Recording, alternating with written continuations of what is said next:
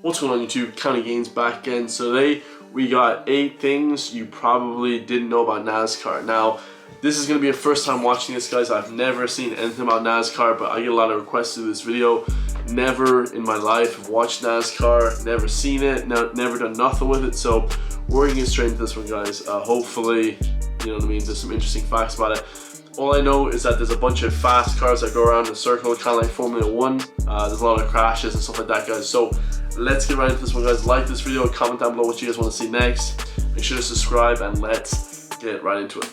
Over time, I've noticed that a good chunk of my subscribers have either never watched a NASCAR race or have just started getting into the sport. And with the quarantine finally being partially lifted this week, and NASCAR being the first American sport to resume competition, albeit with no fans in attendance, there's going to be an influx of new viewers checking into NASCAR for the first time. So I thought it might be a good idea to explain what exactly the hell is going on here for newcomers. NASCAR is actually a lot like baseball or golf. The more you know about it, the more interesting it becomes. But the less you know about it, the more ridiculous it seems. So with information at a premium, here are 8 things that you probably didn't know about NASCAR. Let's go. First off, NASCAR was started by state and federal criminals. Although NASCAR's founder Bill France was never a rum runner himself, NASCAR's early rosters from the late 40s and early 50s were filled with convicts and guys who just never got caught. Before and after Prohibition, intoxicating spirits were banned outright in several states in the Southeast. So enterprising young men throughout the South souped up their hot rods so they could outrun the cops when they were on one of their nightly runs. Eventually, local legends grew, and people wanted to know which of their local bootleggers was the best driver.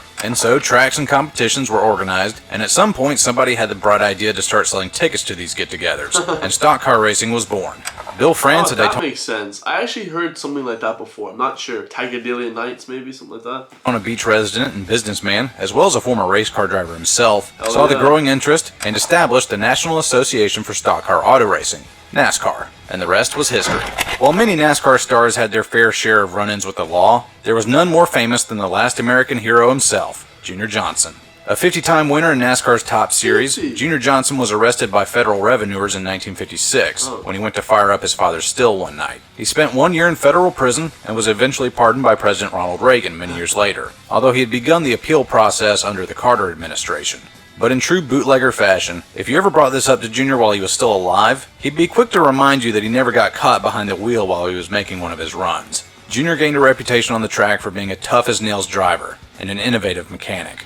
So innovative, in fact, that he is widely regarded as one of the most cheatingest figures in all of NASCAR. And that gets me to number 2 on this list. Cheating is not only tolerated by NASCAR fans, but is actually celebrated. I know this comes as a shocker and is at odds with every other sport in existence, but hear me out. Although the sanctioning body of NASCAR is very stringent with its rules, NASCAR fans have always turned a blind eye to cheaters in the sport and actually sing their praises amongst themselves. Teams are allowed to either build their own cars or purchase them from other teams. And even though NASCAR has strict specifications that those cars have to adhere to, there's always a little wiggle room left to exploit. There's an old saying in NASCAR, if you ain't cheating, then you ain't winning. That's pretty funny. That could be just the same as a lot of other sports like bodybuilding. Everyone takes roids. I suppose that would be classified as cheating. Or like NFL or sports like that, guys, like impact sports, you know, UFC, a lot of those guys take roids, so. Everybody does it, although they're usually bending the rules or just breaking a rule before it's on the books. Junior Johnson was so prolific in the art of rule dodging that he actually had one of his creations put into the NASCAR Hall of Fame, the Yellow Banana. A 66 Ford Galaxy that was one of the most disgustingly illegal cars in the history of the sport, and got its name due to its shape and its yellow paint job. But if there was ever a mechanic who could best Junior Johnson in the dark arts, he had that 26 Saquon Barkley banana car of stock car cheating, it was Smokey Yunick. With a silly name but a penchant for disregarding the rules at every turn, NASCAR fans became enamored with Smokey's antics. He did anything to get a leg up over the competition, making his engines too big, mounting the bodies too far forward on the frame, increasing the size of the fuel tank, and when officials became wary of that, they mandated the size of the fuel tank to 20 gallons. But Smokey then just made the fuel line wrap around the car, which squeezed an extra gallon or 2 out of the limit set in place. And in one famous example, Smokey had his fuel tank seized by NASCAR tech inspectors, saying that it was too large and he had a total of 10 infractions that needed to be changed. They had pulled the fuel tank out of the car as extra punishment, thinking that Smokey would have to push the car back to the garage, but instead Smokey just jumped in the car, cranked it up, still with no fuel tank in it, and drove it back to his crew while shouting at the officials, "Make that 11 things." True to his name, Smokey fogged up the lines between. This guy's an absolute legend, man. Smokey, you're a legend, bro. Guys operating on the gasoline tank while smoking a pipe. That's safe. Right and wrong. And even to this day, this proud tradition of rule bending is still alive in NASCAR. As recently as 2018, during the Flexgate scandal, Stewart-Haas racing cars had manipulated the bracing on the rear window to give way at high speeds to direct more airflow towards the spoiler. An exploit famously found out by NASCAR Reddit. Being as there was no rule in place to brake at the time, NASCAR let the wins by Stewart-Haas stand, but said that anything of the like found going forward would be dealt with harshly, as teams found out the hard way later. The Stewart-Haas team of cars beat the law at the time, but that actually leads to the question, wait, there are teams in NASCAR? Well, yeah, number 3. NASCAR is a team sport. Okay, another thing I didn't know. These are 3 things I found out I did not know about NASCAR at all. So one team owner might expand his stable from 1 car to include 2, 3, or even 4 cars, the maximum allowable as of right now. Piloted by different drivers with different crew chiefs who... This seems pretty cool. I'd love to... I remember as a kid I used to have a Hot Wheel of the main guy. I can't remember what it was for. That was my favorite thing of all time, that little Hot Wheel. It was like a NASCAR that was savage, you know. Nowadays, the only NASCARs I see are just guys walking up the street. They have like every single... They're all branded up. They have like 10 brands on them. I call them NASCARs, basically. Prepare the cars. These teams share information and discoveries, but still prepare their cars independently according to the preferences of the drivers. Right. Sometimes this leads to friendly and not so friendly competition in-house, which may or may not have beneficial effects on the teams. It's all dependent on the chemistry of the people involved, so the owner of the entire operation has to manage his personnel accordingly. Just as important as the team of mechanics are the pit crew members, who service the car during the actual race. These fearless men plucked from the rosters of professional and collegiate athletic programs, brave the chaos of pit road and change tires and put new fuel in the car, all while making adjustments and repairs as dozens of other cars and teams are all doing the same thing on pit lane. Under ideal conditions, a NASCAR pit crew can change 4 tires, top off fuel, and make adjustments to the car in less than 14 seconds. And yes, sometimes accidents do occur and they get hurt. But thanks to safety regulations and the skill of other drivers out there on pit lane, those incidents are few and far between. The pit crew members are the athletes that make the team the best they can be on race day. But what about the guys behind the wheel piloting the race car? Holy shit, that looks insane. How the hell... I don't get how you can have that many people at the pit crew. That's insane. Car itself. That gets us to... They call them athletes. Apparently they're collegiate athletes. I didn't know that either. Number 4, yes, the drivers are athletes. It takes a special type of crazy to hop into a metal coffin wearing a fireproof suit and sling a car around at 200 miles an hour. 200 miles an hour? That's... Holy shit, that's fast. 200 miles an hour. So I drive 120 kilometers, which is 60 miles an hour. They're doing triple that? That's ridiculous. But it also takes an insane amount of physical fitness as well. Temperatures inside the car can reach as high as 140 degrees Fahrenheit. And in this oven, you have to think critically about your next move and have cat-like reflexes, all while communicating to your crew about how your car is holding up via radio. NASCAR legend Bobby Allison used to prepare for these insane conditions by driving around his home in Hueytown, Alabama in his personal car in the middle of the summer with the windows rolled up, with the heat blasting, and while wearing several jackets. Jesus. Drivers nowadays take trips to the sauna, have a strict fitness regimen, and diet they have to adhere to in order to stay at peak performance. The man we can thank for this breakthrough is Mark Martin. A man often derided as undersized during his early career, the 5'6" Arkansas native took up weightlifting and high-level fitness programs to make up for it, and found out this is crazy. These guys are like athletes, man. This is insane. That the workouts actually made him better equipped to handle the demands of NASCAR racing. And soon after that, fitness basically improves every aspect of life, guys. We've acknowledged on this channel. I can't even speak. Nearly everyone followed suit. Even in his 50s and still winning races, Mark was still rocking an 8-pack. Wait, Mark Martin was still winning races in his 50s? Shred Yep, City. that gets us to number 5 on the list. NASCAR drivers can have incredibly long careers. The average successful NASCAR driver will make his first starts in his early 20s, and will retire in his mid to late 40s. Some drivers even go beyond this. In that's a 20-year career, that's a long time. 1992, Harry Gant set the record that still stands today as the oldest driver to ever win a NASCAR race at 52 years old. What? Mark Martin got close in 2009 at age 50, but no driver has challenged the throne since. And to give you some perspective, if the youngest driver to ever win a race, Joey Logano, who got his first win at the age of 19 in 2009, beat Harry Gant's record, we would have to wait until 2043. Current drivers span all age groups and backgrounds. Joey Logano from Connecticut will turn 30 this year. His teammate Ryan Blaney is 26 and hails from Ohio. And one of the best in the business right now, Kevin Harvick from Bakersfield, California, is 44 and has just signed a multi-year contract extension. Hey, They're all obviously all American. They're not. There's no Europeans in this sport, I don't think. maybe he'll be the one to take Handsome Harry Gaines' crown.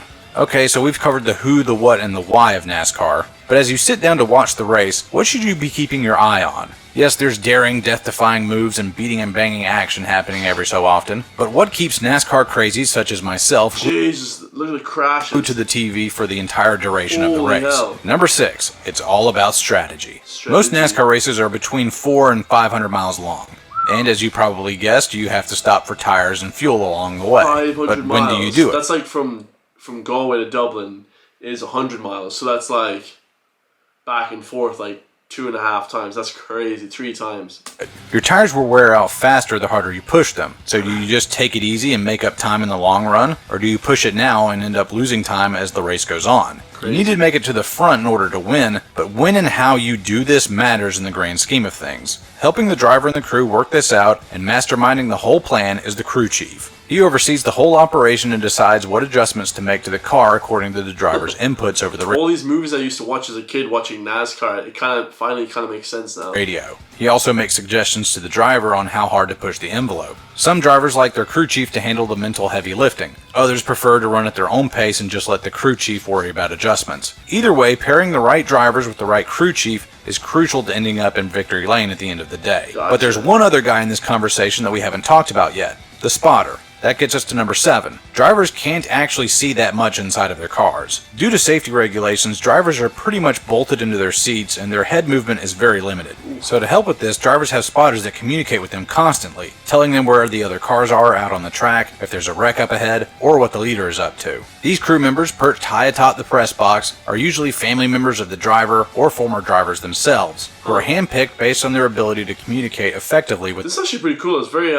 strategic. It's very like militaristic almost. It's really like, you know, tit-tat. It's like a lot of shit going on, you know? The driver. On those crazy double file restarts, the information spotters provide is understandably extremely important. In the early days before radio communications were widely available, lots of fatalities and injuries were caused simply because drivers didn't know what was happening up ahead. And as you probably expected, anytime a car is on the track, it is required by rule that the driver has a spotter up on the spotter stand to give him an extra set of eyes in the sky.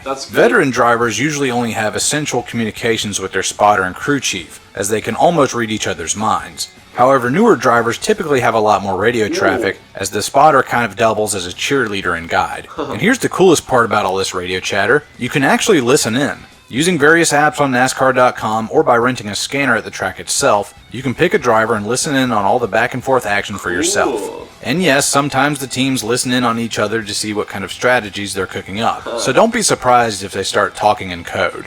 But this is class. Fair warning, these are grown. It'll be like reindeer to gear chuck, reindeer to gear chuck, some shit like that, like some like highway kind of, you know what I mean, trucker type stuff. Men in a high stress environment, sometimes they say things that aren't exactly PG rated.